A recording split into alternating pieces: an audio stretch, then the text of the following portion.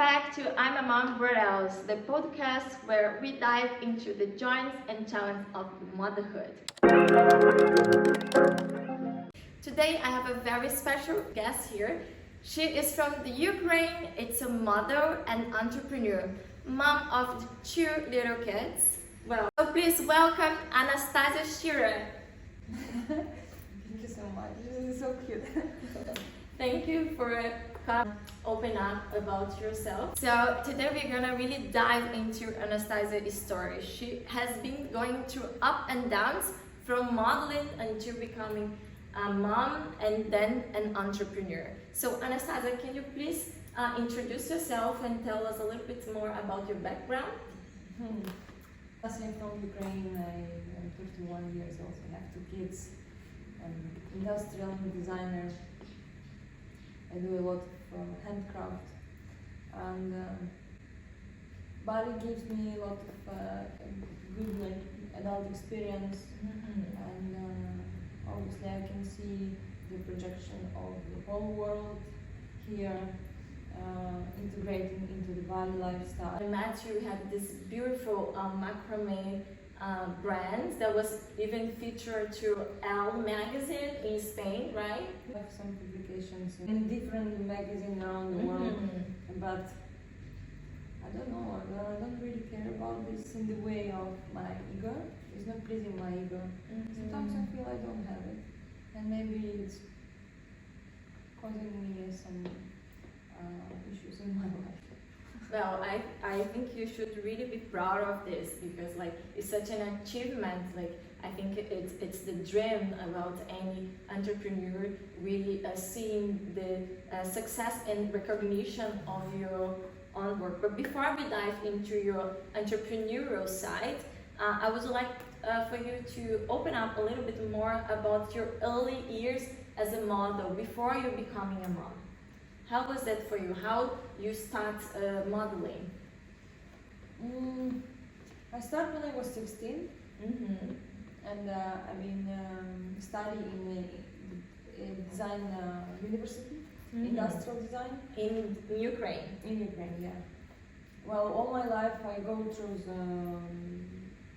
different type of educations, and I finished through different schools, high schools, and the most fundamentally was all classic worldwide arts, and modeling was not the purpose. I was just participating in different art events, festivals. I've been working with designers. I've been working 5 years as a embroidery artist and creating different costumes for celebrities in Ukraine. So I start from from other side. Yeah, you create. I'm creating the stuff. Yeah, for other people, for models. Yeah, I have noticed that you are always involved into some kind of arts and always creating something very unique and authentic, right? You think so? Yes. Well, when you're truly artist, you most likely never value enough things you do, and I found this is kind of precious about being an artist. Otherwise, it goes to the business point, and then things become more successful, maybe. But at the same time, they all. How old did you become a mom? 21. Well, it is young, right? And how was for you when you became a mom for the first time?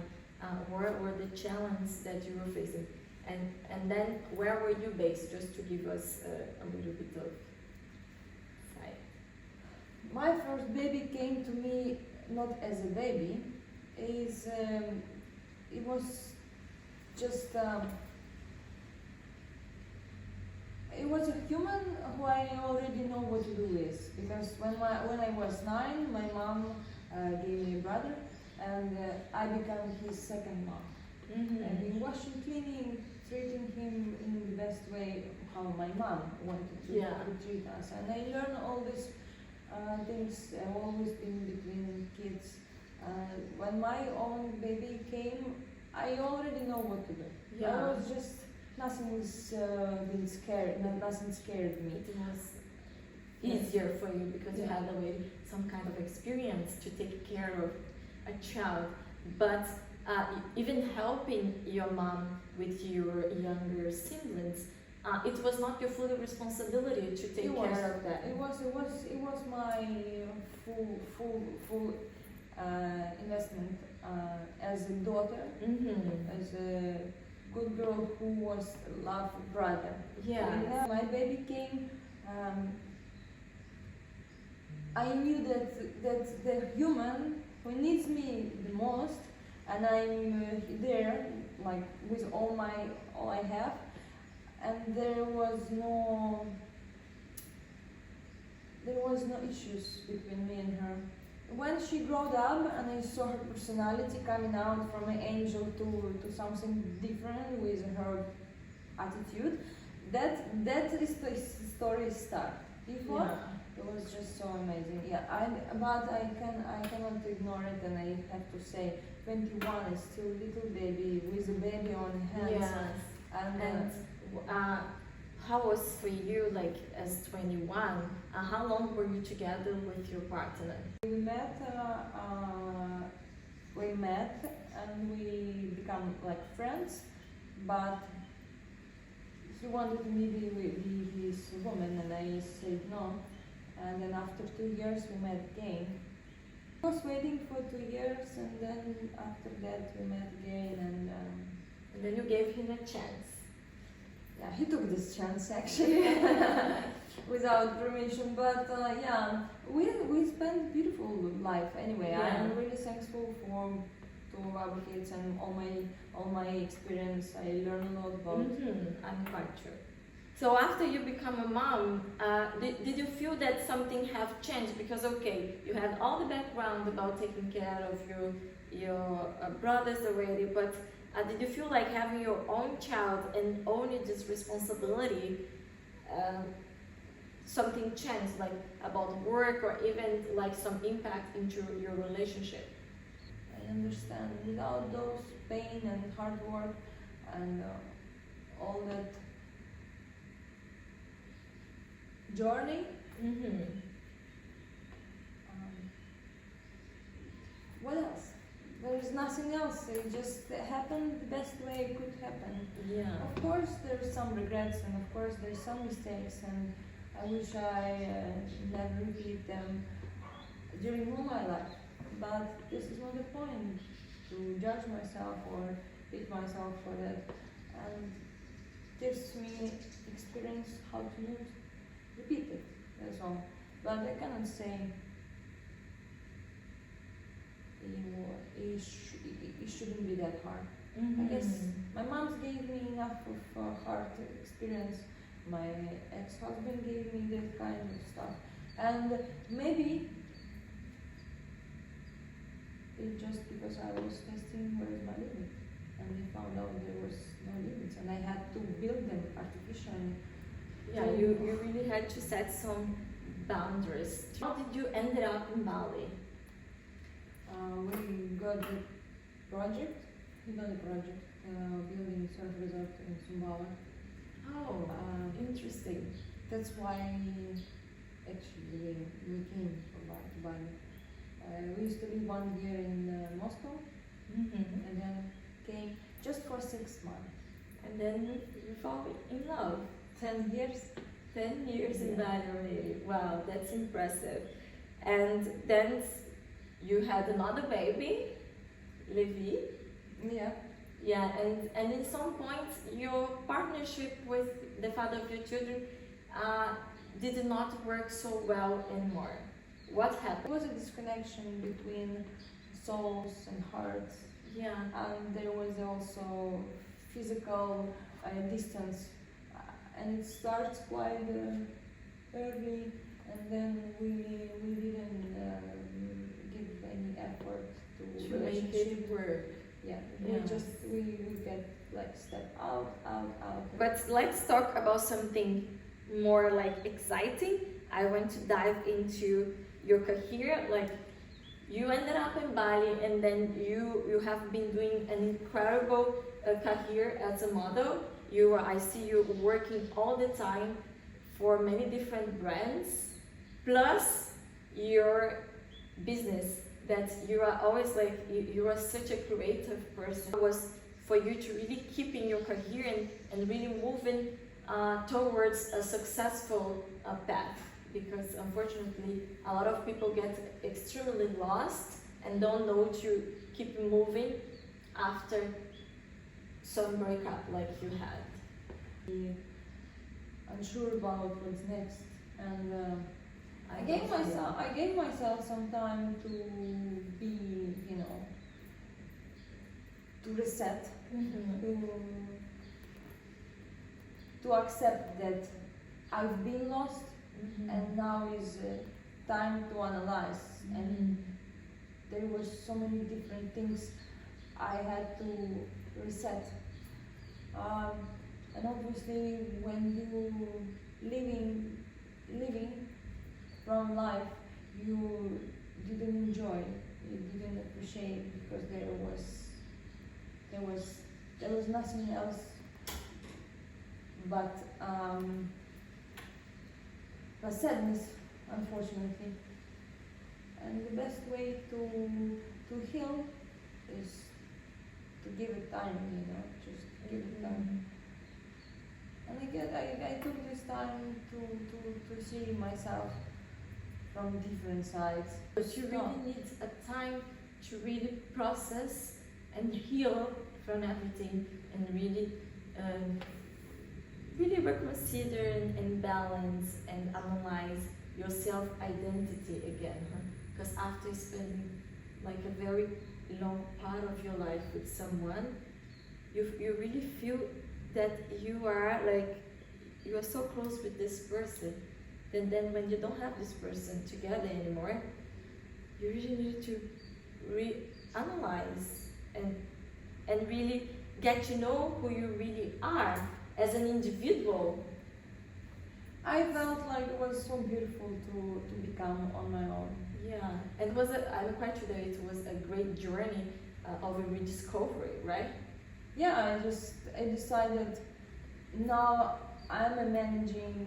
It's not about being feminism. It's not. It's just like you finally can breathe. No one's controlling you breathe. Yeah, it's a feeling of freedom. And it's not necessary to be free. It's not about that. It's just like you calm in calm stage of mind, because no one's telling you are wrong. You are not doing enough. You are not doing perfect as it should be. That during this process of really reconnecting with your self, I saw that you also add new habits into your life. For example, you start surfing, right? Yeah, I wish I started earlier. I guess the way how I love it, I would surf already in the competitions and in the banners. Yeah, I really see that you really it's really good. You even have a small board and everything, and really catching waves. So what would be your advice for the people who are listening to us right now about tools or strategies that you think that helped you overcome faster this process of separation? Everyone have potentially can have different instruments, but I found myself celebrating life in sport. Yeah. And when I not staying in my mind too often, but when I bring energy and attention to my body. I believe that sports, like any kind of physical activity, really helps everybody. Doesn't matter what, but I even joked this week, because we had the episodes that I had my studio broke and I lost all my equipment, and even some episodes of this podcast. And everybody got surprised that instead of really boosting and letting myself being consumed by these feelings of anger and frustration. I went to the gym and I went to, I was exercising, and people, oh, I wouldn't be exercising, I would be at home crying. Did people already gave you some judgment? Yeah, people were judging me because I was smiling and because I went to the gym. And I said, everybody has their own way to deal with things. So because I have been through this experience before, and I already know how is the outcome, I said, how I will let all these bad feelings consume me if I already know that it will not bring me anything positive? Why am I? There is no reason. So what I did, obviously I was sad, I was furious, I was frustrated, I went to kill someone, but can I kill someone? No, I cannot. So what I do, I go to the gym, and there is the way that I heal, and every person has a different way to heal. My way to heal, it's exercise. And through my personal experience, I really believe that exercise really helps people a lot. I would like to thank you very much for really opening your heart, being so honest and vulnerable in this conversation, really allowing your feelings to speak up, not holding yourself. So as a last question, what advice would you give for moms out there who are really experience this